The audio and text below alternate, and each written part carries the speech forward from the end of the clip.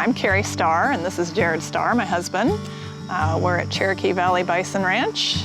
We raise grass-fed bison, and we also have an agritourism venture here where we have teepees that people come and stay here at our farm and learn more about bison. And all of that happens right here in Thornville, Ohio.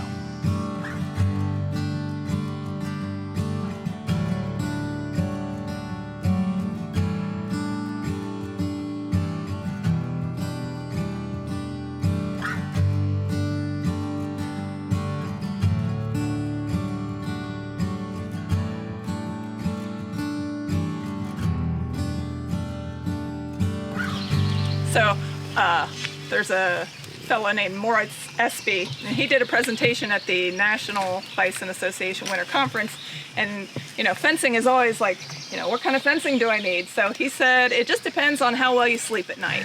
So I sleep light, so we have the max kind of fence. Plus, we're kind of in a populated area. We don't want our herd getting out, so we like having these nice, strong fences. And we like high tensile, which is what this fence is called, because it's very giving. So, it stretches. And because we have a lot of trees around our property, it's not if a tree falls on the fence, it's when a tree falls on the fence. Jared just finished cleaning off a tree fall the other day. So it's really nice because unless it falls on a post, which has happened, if a tree falls on it, it mashes it down. He gets the chainsaw, cuts it off, and boing, it pops right back up. It typically does not break the wire. And you just replace a few staples and tighten it back up and you're good to go. So it's easy to repair. I love that aspect of it. Yeah, so that's why we like high tensile fence, but there's other iterations of fence that you can use. You guys have woven wire for some of your fencing. But yeah, this is what we prefer because of all of our trees. So, yeah. Is it just the top strand that's alongside? Okay, so we have, the top is hot because if they can get their head over it, they can jump it. So if they put their nose up to it, it's going to get shocked. Now if their butt touches it, they're pretty much unfazed. And then our other strategic placement of wires, which this fence isn't the best example, but we like to have it nose height. So where the adults touch it with their nose and where the calves touch it with their nose. And that's how the other fence is. So that way they get shocked, they learn that the fence hurts, and they stay away from it. Yeah, so that's our fencing. Let's talk about some of the improvements to the pasture over the years, including watering. Excuse Yeah. me. What, doesn't all that grass being gone, doesn't it mean that they're always over here?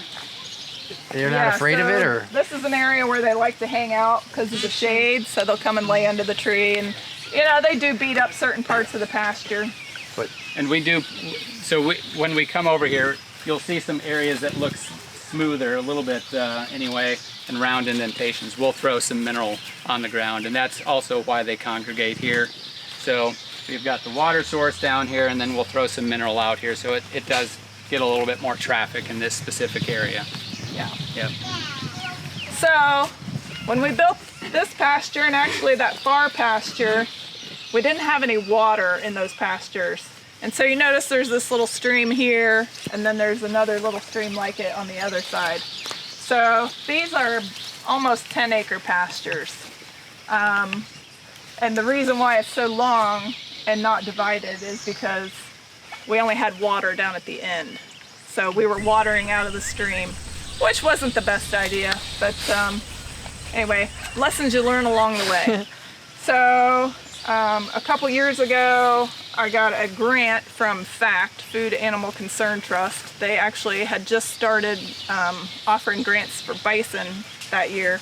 So I applied for a grant to get water lines. So we've put in water in each pasture. So now we can subdivide these pastures, which is going to make our grazing more efficient. Are those wells that are being dug, or is that piping underneath the ground? So we tapped into our house, or the well for our house, and ran the water lines from the house down and then clear across. Kind of see it in the middle of that pasture over there. So we were kind of like having a hard time growing. So we would have animals born and then we would harvest animals, and so we were kind of staying right around that 15 animal mark. We didn't know about programs that were available. We didn't know about financing that was available because we were kind of stubborn and didn't join any organizations or anything like that. So we went to a farmer's market, and we were joining a farmer's market, and so they had a presentation about microloans from the USDA. And so those were like super easy to get, under $50,000 you could get this microloan. So that was the point when we were able to kind of start to grow. Because before that, we were funding everything. So we built everything, we funded everything out of our own pockets.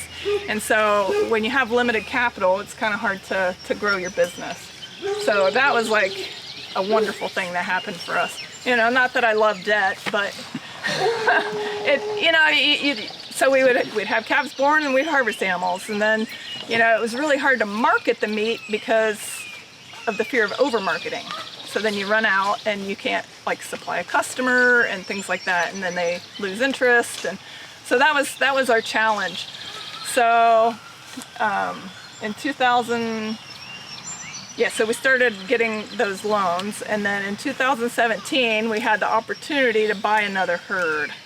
And so the guy called actually on my birthday and said, I'm getting out of the bison business. Do you know anybody that might be interested in buying our herd? And I was like, no, I don't know anybody, but I'll keep an eye out. And if we hear of anybody, we'll send them your way. And then Jared's like, hey, we're interested in buying that herd. So we went to the USDA and got a microloan to buy a second herd. And so that's when our business kind of took off. And we decided that we were going to go, you know, at that point we were maybe thinking we would just get rid of the bison because it was fun, but we just weren't gaining any traction. So it was kind of like bison 2.0 for our farm. So we decided to dig in and join all the organizations and get involved in the organizations and start growing our herd. So, How many bison you have now? We have 53. Is that 53 we're looking at there? Yeah, that includes the calves. They are hard to count because they move around. They do, and the little ones are hard to see. Yeah, there's 13 or so calves from this year's crop. You've got last year's yearlings. Yeah. And they're hiding in the grasses. And what year do you begin to harvest them? 2.5 to 3. 2.5. Yeah. So the biggest ones we're seeing are around 2.5 or 3? We've got a mix of mature animals out there. So everything from 2-year-olds up to, how old is Ebony now? She's 16. 16-year-old cow. Yes. That's one of the beautiful things about bison is they have a long, productive life. So they can breed up till they're 20 years old or longer. Wow. So it's a very good investment. So when we bought out that other herd, then we were at 30-some animals. So what we found was that our pastures were being underutilized. So they were undergrazing. So they were leaving a lot of material in the field. We were getting some weed growth because we weren't getting effective trampling and utilization of the pastures. So then we built more pasture. So we used to make hay in that far pasture over there. That's what we call that pasture because it's the farthest away. We're real creative. So our far pasture had kind of gone, it had trees grown up in it because we had quit making hay. We started buying hay from another farmer who grows all of his hay for us. And so it kind of just got neglected. And so it had some trees growing up in it. It had brush growing up in it. And so we built the pasture around it, and then the bison have done an amazing job of snuffing out those trees that were starting to grow in there. And of course, as they walk across the pasture, they're dropping urine and manure and fertilizing the pastures. And so having a bigger herd has really made an impact on the quality of our grasses. Yeah, and one of the things that you'll notice right now is that all of the herd is together. So we turned them into this pasture yesterday. Yeah. And that's a really good sign that there's good grazing throughout the pasture right now because they're all together. They're mobbing the grass down together. Once the grasses have been picked over, you'll see the herd start to spread out, and there'll be animals over there and animals over there, and they're just looking for more grazing. And essentially that's also a sign for us to say, all right, the pasture's about done, they're about ready to move. Carrie will talk more about that. But one of the things I want to talk about is land, the use of land here, and some of the benefits and some of the cons of having land come into your family. So this is Carrie's family farm. So it's about a 160-acre tract originally. We're farming 50 acres of this. Now the great thing is that when Carrie said, I think I can raise bison, she had the land. So she had that starting spot to say, all right, now let's go figure out how to put up pasture fence. That's one of the great benefits. We didn't need to put the capital out to spend money on new land as well as new bison, new infrastructure, et cetera, et cetera. Some of the challenges that come with family land, we're going to notice here because this pasture here is a really good example. You can't see it, but on where the grass starts turning green is the other drainage ditch. So underneath all of this pasture, everywhere on our farm, is clay tile that was put in before Carrie and I were born. Really old tile that is starting to fail.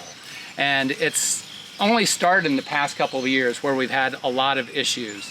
So we're getting sinkholes, we're getting runoff, we're getting all kinds of challenges that are, as our herd is growing bigger, our pasture has started to get smaller because of some of these issues. We are currently remedying a lot of those issues. So this spring, I rented a digger and we dug out the ditch all the way up to the cross braces over there, and we're going to finish the rest of it later this summer. And part of that is the utility company came in, they've got a right-of-way, and they took their great big machine, drove across our drainage ditch, and diverted the course of water.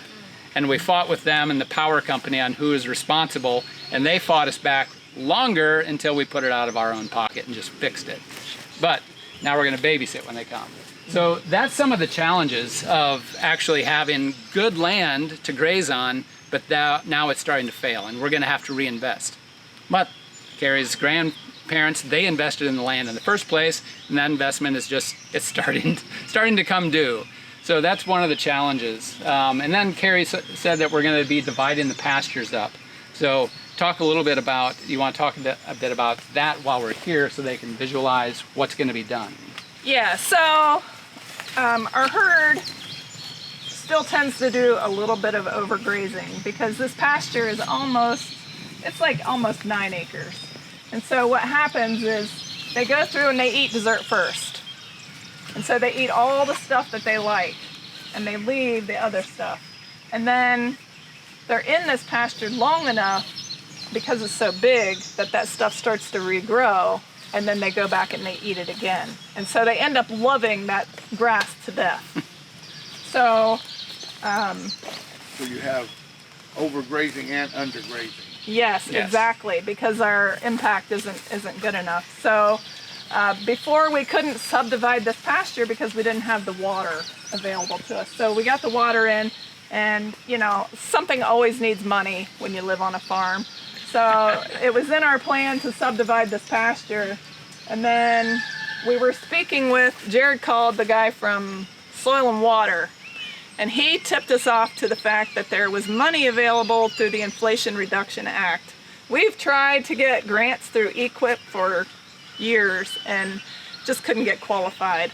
So this Inflation Reduction Act came and we got the inside scoop that there was money available. So I immediately called our NRCS office, and she'll be here talking here in a little bit at 10:30.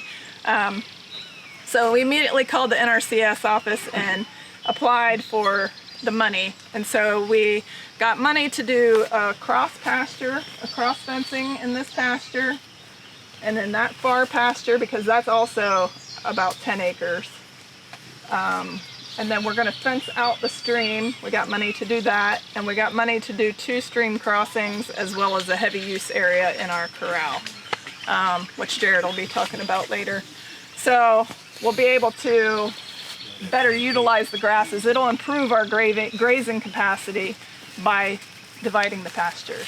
Yes, sir. So do you have like an end state in mind that how many acres you've got that you want 10 pastures or 8 pastures at a certain acreage? Yeah, so we would like to have a minimum of 8 pastures because that's going to allow us the proper resting time for each other paddock. And 8 seems to be that magic number according to the experts. I'm not an expert, but how many acres would that be per pasture? So our other pastures are 3 to 5 acres, and so that's a good number. These pastures seem to be pretty well utilized. We have some water issues, like Jared mentioned, that we're working out that's caused some different kinds of weeds to grow in our pastures, but we'll be remedying that. But yeah, that 3 to 5 is good for our size of a herd. And how many days would you leave them on before? Depends on the grass and the time of year. Right. Yeah. So I have a grazing stick, and so I go out and I look at the grazing stick and I'm like, this pasture's ready to graze. Variable, right? Yeah. Yeah. But we like to leave enough time between to break the parasite cycle and allow the grass to grow back so that we're not overgrazing the pasture. And that would be Like 14 to 28 days is ideal. 14 to 28? Yeah. And the more pastures we get, then that's going to increase that resting time. We wanted to have our tour in June because our pastures would look really nice, but we didn't have rain for almost a month. So our pastures looked like August. It was like, oh, this is my fault because I'm like, oh yeah, the pastures will look great in June. Can you explain the term break the parasite cycle? So, because we live in Ohio and it's moist, usually, we have parasite issues. So, bison get parasites in their intestines and then they poop them out in the pasture, and then the parasites have a hatch rate or a certain length of time that they hatch out, and that's 14 to 28 days. So, if we don't bring the host back in that pasture, they can't pick up the parasites again. So that's what you're supposed to do, is avoid that. Now, sometimes we have to move the animals back in that pasture before we've done that, and so we have to have a good parasite management program as well. Doug's got a question. When you divide these pastures up, do you have like your water put, like there'll be one water, like a wagon wheel or something? Yeah, so we've got that huge tank, so that will be where our pasture division is, and so it'll be on both sides of the fence. Yeah, so yeah, we'll just run like a brace over the top of that and then build our fence so that they can water right there. And the rest of it closed off. Yep. And this pasture could possibly be divided into 3. So we're going to start with kind of not quite half, and then we can run that, because right now we just have a float in that tank, and so the hydrant's on all the time, and so it just stays full of water. So we could actually have a much smaller tank and it would just stay full all the time. So we could run a hose from there along the pasture, and you know, it wouldn't be very good for the winter time, but for the summer when they're usually grazing these pastures, that would be sufficient, and just put another trough down here between the 2 pastures. So as you add fence, do you have to add other chargers for hot wire, or is it all charged off of one area? And then as you go, are you putting grounding rods in other areas so that it stays hot? We have 2 chargers. So we have one that runs that side of the farm, and then we have one over there that runs this side of the farm. And so it's got plenty of juice that it can run. It's a 30-miler. Yeah, it can run. And it's solar, which is nice because we don't have an electric source over there. So it runs off the solar, it faces south, and it's it runs everything no problem. Do you have a fence row problem with the grass or the weeds growing up that'll shift? Yeah, don't walk over on that side of the fence. What do you guys do, or what do you use? Oh, that's me and a weed eater. Okay. And that's what we've done. So put on a good podcast or some music, and Yep. and most of the time, we'll frankly, it's Carrie and I that they're doing all the maintenance. I claim the weed eating, so usually we're gonna let it go until the fence tells us, hey, you need to take it down. Yeah, it's not working. And It's not working. we'll talk a little bit more about other ventures on our farm, but there are certain areas now that we maintain pretty well all the time, and other areas that are more difficult to get to, like anything, you tend to neglect it. From about our fencer down that way right now, that's where we've got issues with the water being diverted out. So we need to fix that, clean up that area, and then it'll be keeping it up rather than trying to keep up with it. But yeah, that's all we do. So we're not using chemicals to burn down the wire, other than the gasoline that powers our weed eater. Yeah. That was one of my grandma's tenets, I guess, is she never wanted any chemicals used on her farm. So even though my grandma's passed away, since she gifted this land to us and her family, we kind of feel like we need to honor that wish. What's your winter water situation? So in our corral, we have a automatic waterer, and so it's frost-free down to, I don't know, minus 40 degrees, I think. And yeah, knock on wood, it hasn't frozen yet. So in the wintertime, they're just doing that area? Well, that was the initial plan. So last year we started using a bale unroller because we noticed that thanks to doing some overgrazing, we had some moss starting to grow in our pastures, and we were getting some bald spots. And so my reading was that using a bale unroller to basically hay bomb all of our pastures would be a great way to rejuvenate those pastures. So basically it unrolls the bale like in reverse action of how it was rolled up and baled to begin with. And so this past winter we bought that bale unroller, and we hay bombed all 3 of those pastures, and we got like half of this pasture and then some of our far pasture. And so, but that was kind of contingent around the water. We had a really mild winter, so we were able to keep the water going in these pastures, even though we didn't really set it up for that. Yeah, most of the water line's below the frost line, so the water itself probably wouldn't freeze, but the tanks and the floats. But again, this winter gave us some nice mild weather, so we were able to keep the animals moving, and all throughout the farm we were hay bombing. Yeah. So you guys don't do as some people, they have the sacrifice pasture, and they put, you guys just keep moving them around. Well, we still have a sacrifice pasture. You'll see it. It's the one that's full of weeds and looks like it's been beat to hell. Yeah. Because it has. And actually, thanks to our little mini drought, we fed some hay last week to buy some time on these pastures. We put out 6 bales, and normally we unroll, but we just did some bale grazing. And so that pasture got beat up a little bit. You'll look out there and say what a nice pasture it is. But that bought us some time to allow this pasture and that far pasture and our other pastures to grow back up, so that we're not beating up all of our pastures. During like winter, that kind of stuff, does the type of grass that you have, does it still grow, but it's really slow, or does it growing stop?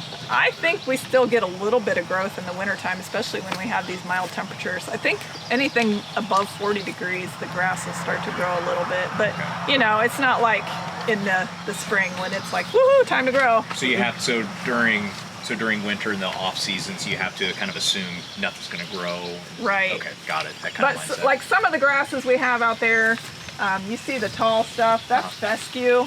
So they don't love fescue, and they won't eat it if they don't have to. We went to a conference a few years ago, and they were talking about fescue, and they showed a picture of it under a microscope, and it actually has like little barbs all over it. Oh, wow. And so it's not very palatable. Got it. And some fescue can have endophytes in it, and that can affect their metabolism and how they, it can make them sick. Wow. What they call it, fescue toxicity. Yeah. I was going to ask if bison got fescue toxicity. Now, we haven't seen anything, but they don't eat it. But magically, after you get a freeze, the fescue becomes more palatable to them. So we can kind of stockpile some fescue, and they'll eat that in the winter along with their hay. Wow. Okay. Yeah. So the bale unroller was really awesome because what that did was, so there's like $30 some worth of seeds in every bale. So we rolled that out. It, of course, when they come to eat it, they're pooping and peeing, so they're fertilizing. So they're reseeding, they're fertilizing, and everybody gets to eat at the same time. So when we were doing bale grazing before, which bale grazing is basically you set out a bunch of bales and then they graze off the side of it. The downside to that is you end up with big burned up spots in your pasture because it gets over fertilized, you know, they hang out around it. And then bison have a pecking order. And so if you're not a boss or you're not a baby of a boss, then you don't get like choice feed. So some of our animals, like your yearlings and 2-year-olds that aren't strong enough to fight to get to the bales, they wouldn't necessarily get their choice of hay. So unrolling it allowed everybody to eat at one time. We would roll out 2 bales at a time, and so that worked really well. And then another like major benefit of the bale unroller is we used way less hay. Let's see, the year before we went through 350 bales, and then this past winter we went through 275 with a bigger herd. So that bale unroller, we paid $1,500 for it. It more than paid for itself, like double paid for itself. So there was a lot of hay before being wasted? Correct. Yes. How would that be? Well, Like, the how way, does that happen? for a round bale, all the exterior, and we store ours outside, so if it's stored outside, you're going to get some rot and waste on the bottom. Depending on how long it's stored outside, you're going to get some waste around the top and essentially the circumference of the bale. And then when you put it out there, they rip through it with their horns, scatter all that stuff to get to the good stuff in the middle. And then on top of that, once they get that good stuff, they like to just lay down. So then they lay down in it, they start soiling it with their droppings. So the utilization of hay grazing like that was pretty low. And Carrie came up with this idea. I don't know if you heard it from somebody, but another benefit is that when you unroll a bale in an area that really needs some rejuvenation, they're massaging that ground too. So they're stepping in that seed, they're stepping in some of their nutrients, and it's really made a difference in a lot of the areas that were subpar just a season before that. You did that pretty much 100% last winter? Yes. The unrolling? Yes. Yes. We just didn't cover all of the ground last year. Yep. Yeah, we should have started, you know, like everything, you learn as you go. So we should have started like early. Well, so we usually start feeding hay November-ish. So we should have hit these 2 pastures first. But I was like, we need to rotate them around. So we didn't, and these pastures kind of need it the most. And so we ended up just getting the front part. And then it got cold, and so we moved them to this side where we had the water that's good down to, for better, lower temperatures. Because these, we've got hoses on it, and the hoses are your weak link. I ended up freezing the top of that hydrant down there and had to replace that, you know. We're always learning something. So we'll start with these pastures when we start feeding hay this fall, and hopefully get both of these pastures totally hay bombed, and then we can feed on this side when we're done for the remainder of the winter. And then at the end of February, we lock them in that sacrifice pasture and then just unroll hay in that one pasture.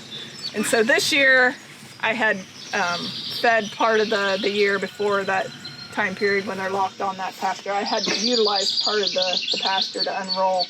And so next year we won't do that, because then I ended up just rolling hay out over over the same spot several times, and it was a little over impacted. So we'll feed everywhere else and then feed in that pasture last. Do you supplement more than just hay, like protein tubs, or just straight hay? Just hay and mineral. Just hay. Yep. And do you find with your mineral how you, I don't know the size of that sacrifice, you know, maybe it's small, that have you had to, do they consume more mineral, or I mean, they're maybe confined and something's out there so they just kind of eat it to eat it, or? I think in the wintertime they use less mineral because their poop is more firm, so they're not excreting as many minerals. So yeah, I think that our You don't notice any difference? No. Actually, they want more mineral when they're out on grass. And we'll talk a little bit about our pasture when we go into our front pasture, and some of the grazing things that we've noticed about our farm, and actually what the animals use and what they select. And we should probably make our way up there soon. So let's. Is there more questions? So we have 53 animals right now. We have everything going on. So we've got a breeding herd, and we've got animals that we're going out for meat. We harvest 10 to 12 animals per year for our meat business, which seems to be pretty good. And we are actually getting to the point now, so like in the past we've had to pick up some animals here and there to kind of fill in our meat business, but we're actually to the point now where we're able to produce enough calves to have enough animals to harvest and go back into our breeding herd. The nicest animals, we can be more selective about which animals we're keeping. And we're actually able to grow our herd. So our max herd size, it's cow math. So, it's basically one animal per acre, but that's one animal unit.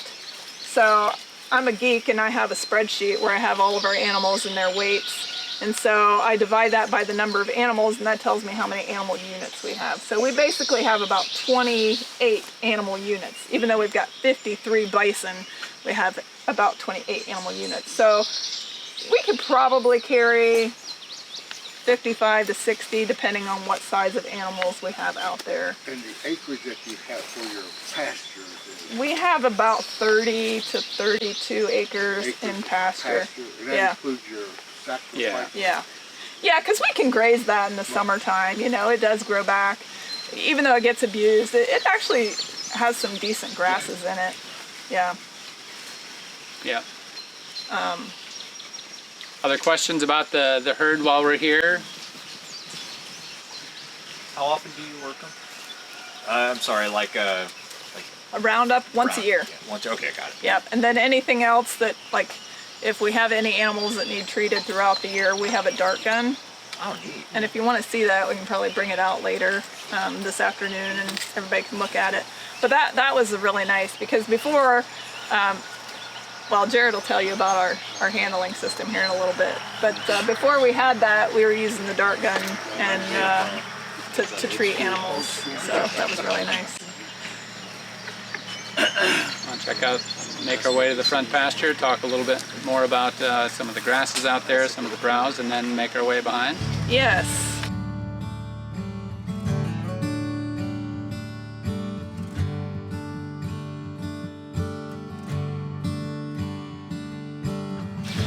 So out front, right along the road, is our living fence now. And it was always one of the worst to maintain because there's also pine trees growing in there, so you had branches growing out. And I kept up the fight for, I don't know, probably 4 or 5 years. And eventually we let Mother Nature have it. And we felt horrible about it because there's no way this front pasture was going to be electrified unless we separated that off. But what we found is that in the springtime, when all of that fresh leaf is on the multiflora, this pasture is, it's starting to come up, and you'll notice, Carrie will tell you about the different species of grasses and forbs out here, but they head for that living fence, and they all just sit there and nibble on the tender leaves, and they break off some of the branches. It's like they're browsing. Yeah. So we haven't determined what's in there yet that they really need, but one of the things that we've done in the past is a lot of multi-species grazing. So Carrie earned a lot of muscle pulling chicken tractors across the pasture. So that's one of the ways that we helped fertilize our pastures, that we ran a lot of different species. We ran pigs around the outside of our pastures, which was great because we love pork. It was horrible because they tear up ground. We drug chicken tractors across this pasture. Every time we moved chickens, the grass grew up. It was really deep green, luscious, emerald-looking grazing. When we pulled the chicken tractors out, the herd went to that first. They ate that down like it was candy. So great fertilizer, a lot of work. And we also ran turkeys. So we did heritage breed livestock, and that included our turkeys. So we ran Narragansett turkeys, usually 75 to 100 or so, and they were free range. So they also roamed the whole farm. They did really good for bugs, keeping pests down, eating through some of the bison leavings. And one of the other things that we noticed is that when we look at pasture, we see weeds, we see the problems. Well, one of the weeds that we had was Ragweed. Ragweed. So if you've ever seen ragweed, the tops are just filled with tons and tons and tons of seed. And once they get to that point, they just reseed themselves. So you get more and more ragweed. Well, we saw our turkeys start to eat that. And we learned after reading about it that ragweed is super high in protein. So they were getting really good forage from that and kind of taking care of it. And then we noticed our bison also started eating the tops of that when there was good grazing around. So I guess one of the things that we learn is when you look at your animals, change your perception of what you think is good and bad and see what they do with it first. Because oftentimes we throw money at something and we're gonna fix it. But what we've learned, I guess, and I'm saying this, is that we're cheap. So we don't do things really quickly. We don't throw a lot of money at it because we don't have a lot of money. And if you watch your animals, you're gonna see things that they like that you see as a problem that may not be one in the end. And you can talk more about what the grazing is, what the species are.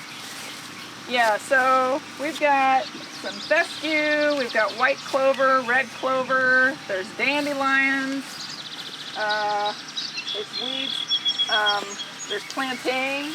So all of this stuff they will eat, and you know, you don't typically think of this as a good forage, but it's a tonic. It helps them flush out toxins and things like that. I'm not a grass expert. This is just what was here, or did you guys through NRCS or anything do any type of reseeding or? So back in the day when people were making hay on this, they actually seeded this with pasture mix or hay mix, but we have not reseeded other than using the bale unrolling, and you can still kind of see some of the hay down here. So we buy good quality hay which has all of that seeds in it, and so that really helps to reseed our pastures as well. So we've got orchard grass and timothy and all of those things, and a lot of fescue, but that's okay. They might not eat it right now, but in the fall they'll eat it, and it provides, you know, mass that falls off and then ground cover and builds sod. So yeah, any questions? I'm not a pasture expert, but you have yeah. So this year, let's see, we're cutting into Emily's time, but yeah. So I consulted with Liz Riffle, who is holistic management certified, because I definitely want to move. We want to move more in that direction, and so I worked with her over the winter to help to develop a grazing plan and help to figure out the cow math and that kind of stuff. So we're definitely moving more in that holistic management direction. One of these days I'd love to not have to mow our pastures, find that magic balance of stocking and consumption. The downside is bison aren't exactly as easy to use your temporary fencing to like do mob grazing like some people do. Some people I know do mob grazing with bison, but ours are buttholes and don't respect that kind of fence. So Do they respect barbed wire? yes. I don't know, would that be a good temporary I don't fencing? know. Well, no, I'm actually thinking about silvopasture right now, but Yeah. I was curious. So we have used temporary fencing with some success, but it has to be really hot. Otherwise they're like, let's play with this. Yeah. This pasture would be one you would be looking to divide. Not this one. No, because this is only about a day pasture, maybe day and a half. They come out here and they go to town and eat this one up. So this is probably about the perfect size of a paddock for bison. How many acres is this one? This is about 3. Yeah. About 3. So someone here asked how we move the bison. And if you look behind you, the gate we came through, so this is for this pasture. A gate swings one way, one gate swings the other, and we create an alleyway. So that's how they cross here, but how do we get them to move is pretty simple. Once they're done with the pasture, done grazing, they've ate all the dessert and they've ate it again, they're good, or Carrie says it's time to move, it's time to go. So we jingle a chain on the gate. Woo! And bison love to roam. I think I've seen some t-shirts around here about roaming, but they do. They like to roam, they're curious, and we just jingle, we call to the herd. Come on, herd! We've been calling to the herd the same way that we've been since 2008, and they mostly respond to it. Woo! But they like the jingle of a chain. And as soon as you open a gate, most of them are running through.